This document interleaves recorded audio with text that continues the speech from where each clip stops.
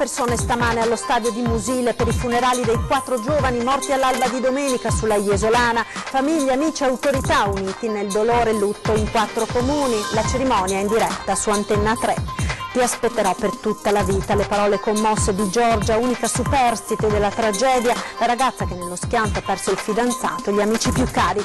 Tantissimi giovani al funerale, Eleonora, Leonardo, Giovanni, Riccardo, ci mancate già moltissimo, non vi dimenticheremo mai. Ore contate per l'automobilista pirata che ha investito e ferito l'ex sindaco di San Martino di Lupari, Gelli Boratto, e i testimoni avrebbero indicato la targa dell'auto. Gianfranco Stevanini, il killer di Terrazzo Veronese, condannato all'ergastolo per l'omicidio di 6 prostitute, vorrebbero usufruire di un permesso premio e chiede una nuova perizia psichiatrica. 15 lavoratori in nero e 46 irregolari, maxi multa e rischio chiusura per 2 ristoranti, il blitz della Guardia di Finanza di Vittorio Veneto in 2 locali della zona. I lavori di demolizione del ponte su via Vigonovese a Padova, da questa mattina chiusa al traffico la carreggiata sud. Sul posto si sono da subito verificate code e rallentamenti traffico in tilt.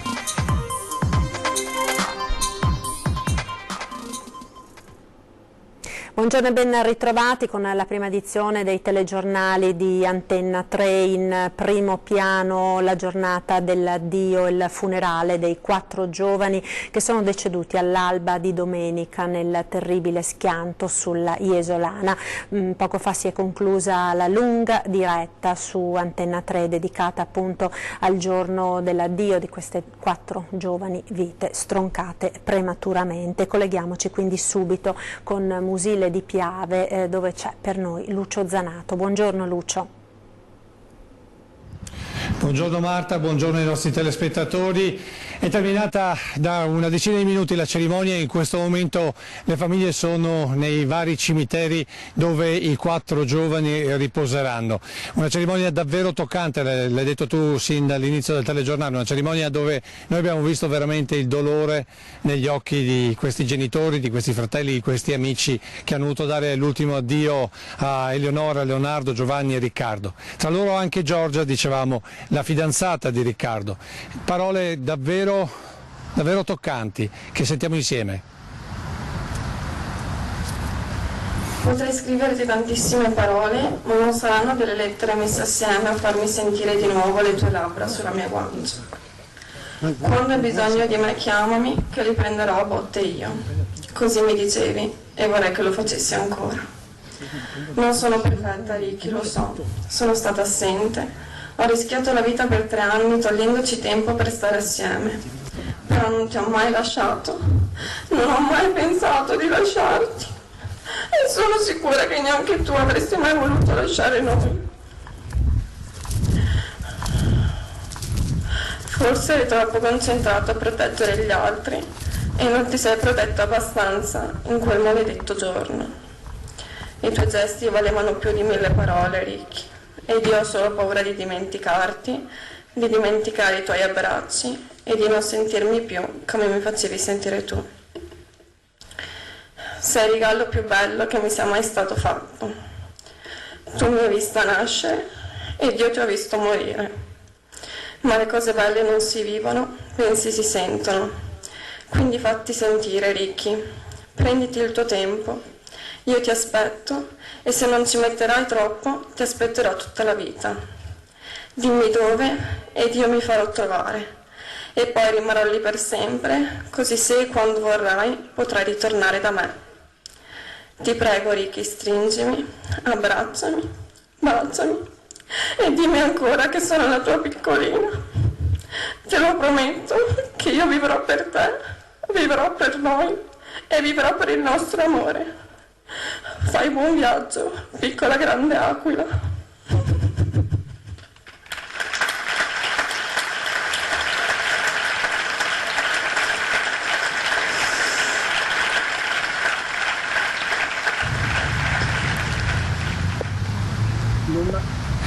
Queste dunque le parole della fidanzata di Riccardo, le avete sentite, toccantissime. Le parole sono di appunto Giorgia, mentre per quanto riguarda i gesti dobbiamo registrare quello della sorella sempre di Riccardo, che non ha mai smesso di toccare la cassa, non ha mai smesso di baciare la fotografia che era sopra il feretro. Immagini che sicuramente rimarranno nella memoria di queste comunità, della comunità di Musile di Piave, di San Donà, di Jesolo e anche di Noventa, perché questi 3 ragazzi, 3 di 4, lavoravano proprio all'outlet o avevano avuto esperienze di lavoro lì. Quindi veramente 5.000 persone, veramente un abbraccio notevole di tutta la comunità. Sentiamo un altro passaggio di questo momento di saluto. Sono fierissima di poter dire che accanto a te non avresti potuto avere persone più pure. Mentre a me non resta altro che ringraziarli, a noi non resta altro che ringraziarli, perché sono fiera di poter dire che abbiamo avuto la miglior compagna di viaggio che potessimo desiderare. Tu non sei mai stata sdolcinata, mai, neanche un minuto. Però, e ti sento mentre ci prendi in giro adesso, ma noi te lo diciamo e ti vogliamo bene, tanto, tanto.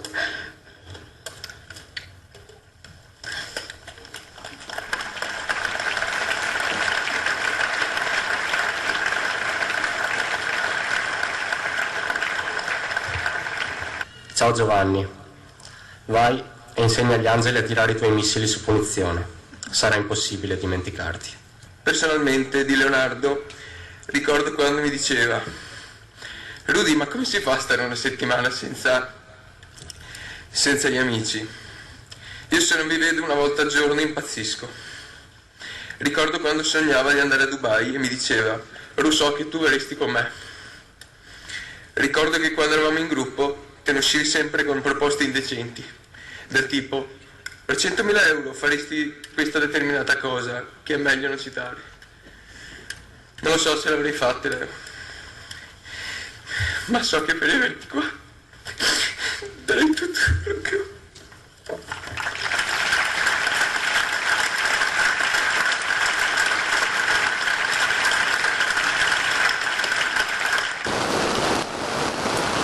Da registrare le parole di speranza di Monsignor Adriano Cevolotto, vicario del Vescovo, che ha presieduto la Santa Messa. Le parole di speranza dopo il Vangelo dedicato alla crocifissione di Cristo, le parole di speranza che si possono sintetizzare con c'è più vita di giorni, e quindi che c'è un domani anche dopo il buio dell'oggi, appunto ha detto Monsignor Cevolotto. Come vedete adesso qui sta piovendo a dirotto, c'è da registrare il fatto che la celebrazione si è compiuta completamente, poi ha cominciato a piovere all'uscita delle bare dopo quel videoclip enorme che ha salutato questi 4 ragazzi con diverse musiche, e poi naturalmente il finale con il lancio dei palloncini verso l'alto, verso una nuova speranza. Questa sera ovviamente servizi più approfonditi di questo momento davvero toccante per questa parte del Veneto orientale, e se non ci sono domande restituisco la linea allo studio. Grazie a Lucio Zanato per questo collegamento con Paolo Bottero e Roberto Durigon, che hanno curato anche la lunga diretta andata in onda questa mattina sull'ultimo saluto a questi 4 ragazzi e della tragedia verificatasi sulla Jesolana. Torneremo a parlare questa sera anche a 20:10 con il sindaco di Musile di Piave, Silvia Susanna. Chiudiamo dunque quest'ampia pagina, parliamo ora di un altro caso che ha suscitato veramente profonda emozione nella nostra regione, quello del killer di Terrazzo, Gianfranco Stevanin, che sta scontando l'ergastolo per avere ucciso 6 donne, 6 prostitute, che poi aveva seppellito nel giardino della casa di campagna nella quale abitava. Ora Gianfranco Stevanin chiede una nuova perizia, un esame psichiatrico in base al quale presentare domanda di permesso per uscire dal carcere. I delitti fatti risalgono all'estate del 1994. Stevanin venne condannato all'ergastolo. Ora, dopo aver trascorso 25 anni in carcere, Stevanin vorrebbe poter usufruire di un permesso premio che gli consenta di trascorrere qualche ora fuori dalla cella in una comunità. Per questo ha chiesto di essere sottoposto anche ad una nuova perizia psichiatrica per stabilire se sia ancora pericoloso. Nel Padovano, ora alle ore contate, il pirata della strada che ha investito mentre era in bicicletta l'ex sindaco di San Martino di Lupari, Gerry Bonatto. Alcuni testimoni sono riusciti a notare la macchina e ad annotare, anche segnalare quindi alle forze dell'ordine il numero di targa. Sentiamo. Ha investito con la sua auto l'ex sindaco di San Martino di Lupari, Gerry Bonatto, che pedalava lungo via Montegrappa, angolo via Roma, nel paese dell'Alta Padovana, ed è fuggito via senza prestargli soccorso. Il conducente di una Lancia Federa potrebbe venire indagato per omissione di soccorso, un reato penale, per non essersi fermato dopo l'impatto con la bici guidata da Bonatto, che in seguito all'urto ha riportato varie contusioni e abrasioni. Ma le telecamere di videosorveglianza posizionate all'incrocio avrebbero registrato la targa della vettura, perciò il conducente fuggiasco ha le ore contate. Ci sono 4 telecamere che oltretutto ha installato la mia amministrazione, quindi neanche farlo apposta, credo ci sono riprese anche da più angolature, quindi voglio dire, alla fine serve anche la videosorveglianza, non è il primo incidente che riusciamo a vedere, ne abbiamo visti molti, però il controllo del territorio ancora una volta si dimostra importante, insomma. Bonatto ci tiene ad appellarsi al senso civico e di rispetto di chi si mette alla guida di un qualsiasi automezzo. Quando siamo alla guida, tutti, io compreso, stiamo più attenti a dove stiamo andando con l'auto, non utilizziamo altri ausili come vediamo spesso, la vita è importante, rispettiamola. Tour Veneto per la Commissione parlamentare antimafia. Ci aggiorna al telefono da Venezia Filippo Fois. Buongiorno. Sì, buongiorno da Venezia, dove sono in corso le audizioni presso la prefettura della Commissione antimafia, che è arrivata ieri in Veneto per una 2 giorni fittissima di impegni. Ieri la Commissione infatti si trovava a Verona, oggi invece è a Venezia, dove ha incontrato in mattinata il prefetto Vittorio Zappalorto, il questore Maurizio Masciopinto, ma anche il capo della squadra mobile Signoretti, il comandante provinciale dell'Arma dei Carabinieri Lunardo e della Guardia di Finanza Avitabile. Un calendario fittissimo di appuntamenti per fare il punto della situazione, scattare una fotografia, per usare le parole dell'onorevole Nicola Pellicani del Partito Democratico, che ha portato la Commissione in Veneto. Verrà sciolto per mafia il Consiglio Comunale di Eraclea, chiede Pellicani, l'inchiesta si allargherà in tutto il litorale.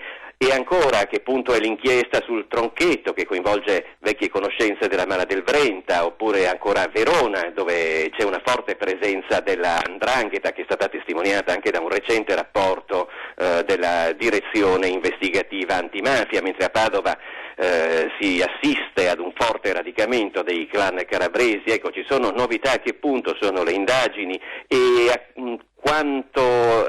com'è quantificabile l'infiltrazione delle grosse associazioni criminali in Veneto? A tutte queste domande si cercherà di dare una risposta, per l'appunto, nel corso di questa giornata molto intensa, della quale poi vi daremo un ampio resoconto nelle prossime edizioni del nostro telegiornale. Per ora da Venezia è tutto, vi restituisco la linea.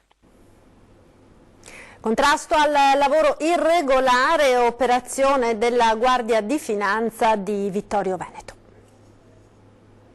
8 lavoratori in nero da una parte, 7 sempre in nero e 46 irregolari dall'altra. È il bilancio di un'operazione della Guardia di Finanza di Vittorio Veneto, che ha scoperto la situazione in 2 ristoranti della zona. All'esito degli accertamenti al datore di lavoro del primo locale è stata comminata una maxi sanzione per l'impiego di lavoratori in nero e contestualmente gli è stato intimato di regolarizzare la posizione contributiva e previdenziale dei propri dipendenti, per i quali è scattato l'obbligo di assunzione per un periodo non inferiore a 3 mesi. Secondo le previsioni di legge è stata inoltre inviata apposita segnalazione agli enti previdenziali per l'avvio delle procedure di sospensione dell'attività commerciale. Nel secondo ristorante i militari delle Fiamme Gialle hanno sorpreso 7 lavoratori completamente in nero e altri 46 dipendenti che percepivano retribuzioni fuori busta. Il locale non era in regola nemmeno con le dichiarazioni obbligatorie a fini fiscali, occultando incassi per oltre 2 milioni di euro. Gli rubano la bici, scoprono il ladro e lo fanno arrestare. Giovani detective in azione, sentiamo. Tiene.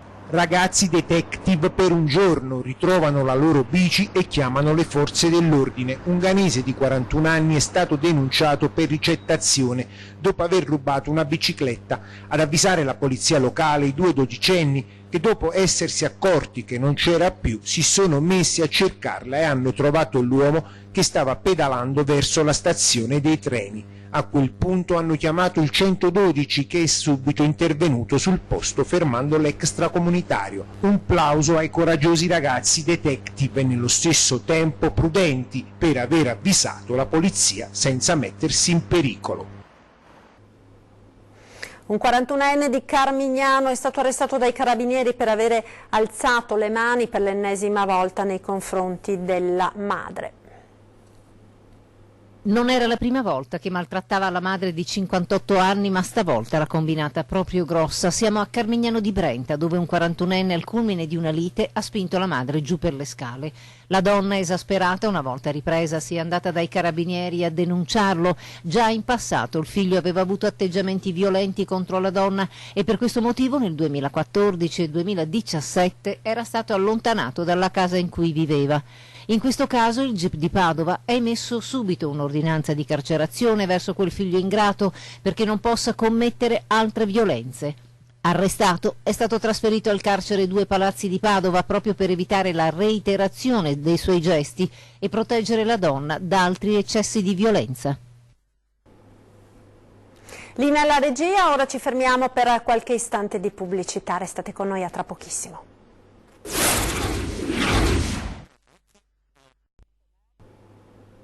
Eccoci di nuovo in studio con la prima edizione dei nostri telegiornali. Andiamo ora a Padova con i lavori di demolizione del ponte su via Vigonovese. Da questa mattina chiusa al traffico la carreggiata sud. Sul posto si sono subito verificate code e rallentamenti.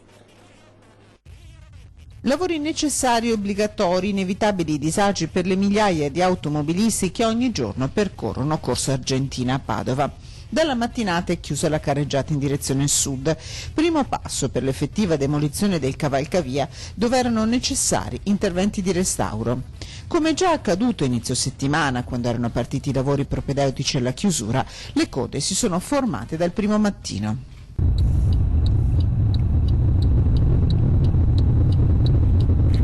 Nessuna chiusura totale della tangenziale, ma la circolazione nei 2 sensi su un'unica carreggiata proseguirà da adesso in poi.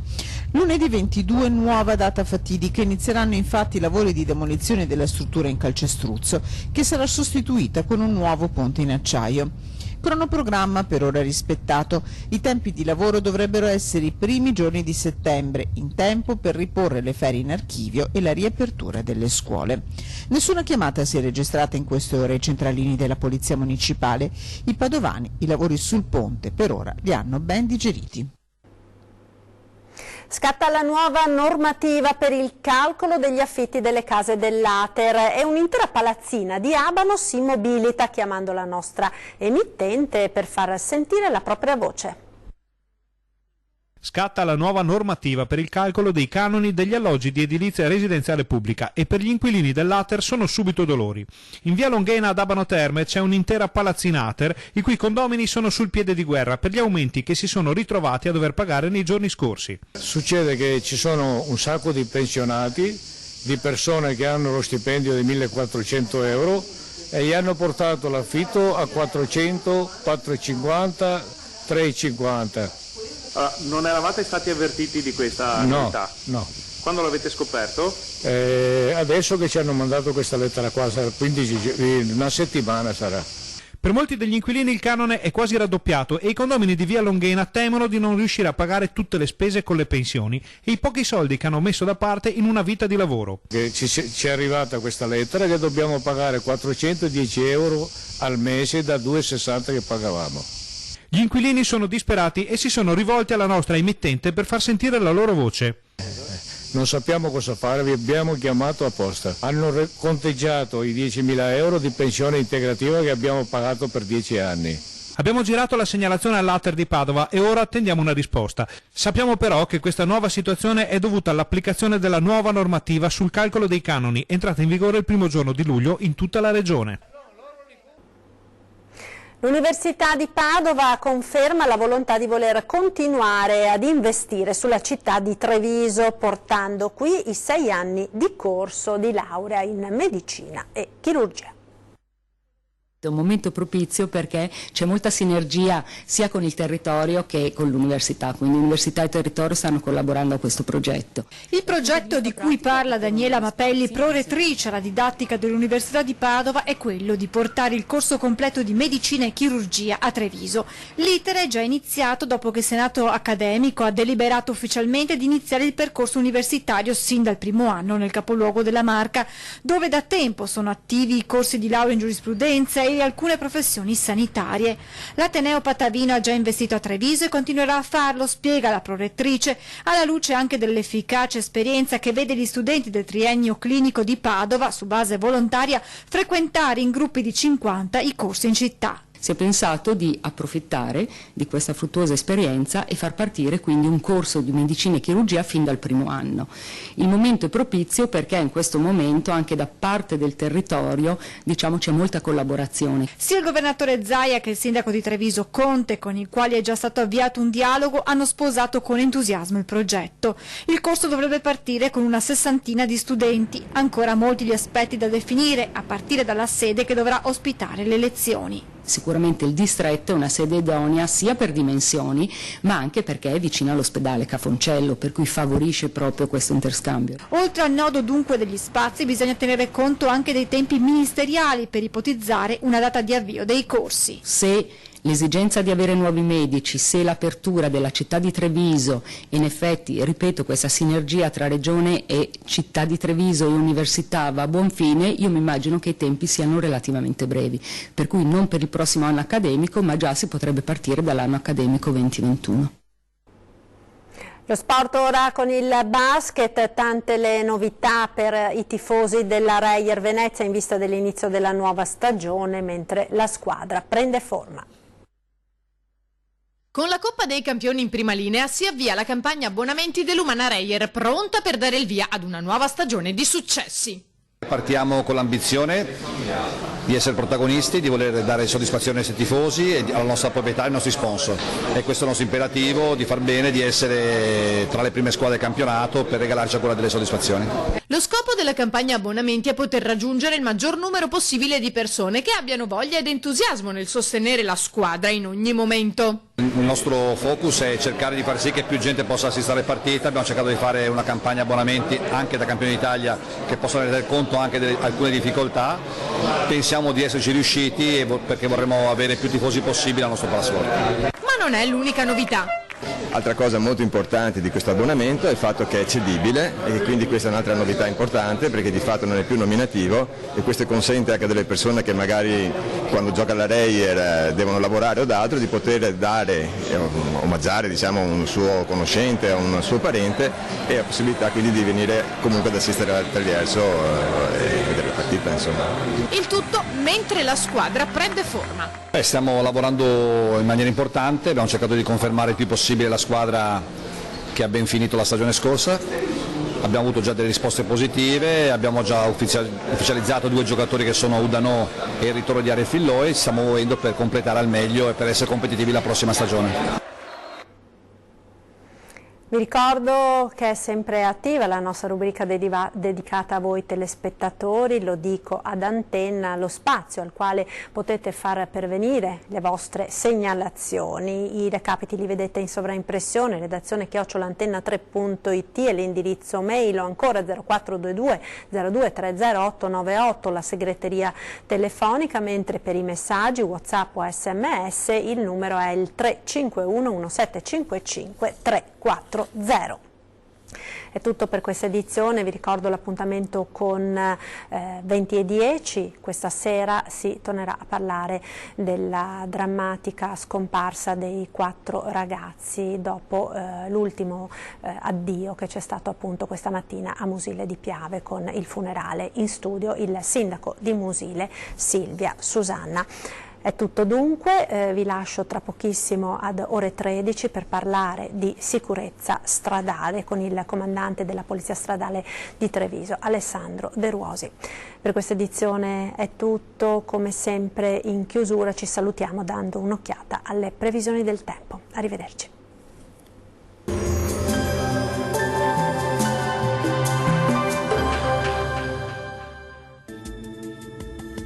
Benvenuti al Meteo. Prevale il bel tempo sul nostro territorio, anche se non mancherà la consueta instabilità sui monti nelle ore centrali della giornata di giovedì 18 luglio. Vediamo la situazione nel dettaglio. Sul Veneto avremo un ampio soleggiamento su tutti i settori, il cielo si presenterà sereno o al massimo con qualche nube a carattere sparso sulle Alpi, dove nel pomeriggio potrebbero aver luogo anche dei temporali fin verso le pianure veronesi e su quelle vicentine. Temperature sostanzialmente stazionarie con minime tra 18 e 22 gradi, valori massimi compresi invece tra 27 e 29 gradi. Ci spostiamo ora sul Friuli Venezia Giulia, dove avremo tanto sole ovunque, il cielo sarà sereno o al massimo poco nuvoloso. Qualche addensamento sui settori montuosi, anche con isolati acquazzoni, specie durante le ore pomeridiane. Temperature minime tra 19 e 21 gradi, massime stazionarie tra i 26 e i 28 gradi. Uno sguardo infine al Trentino Alto Adige, dove sarà soleggiato ovunque, ma anche in questo caso non si escludono dei rovesci a partire dal pomeriggio a carattere sparso. Temperature minime tra 15 e 17 gradi, massime oscillanti invece tra i 28 e i 29 gradi. Bene, dal meteo è tutto, vi lascio in compagnia di Antenna 3. Arrivederci.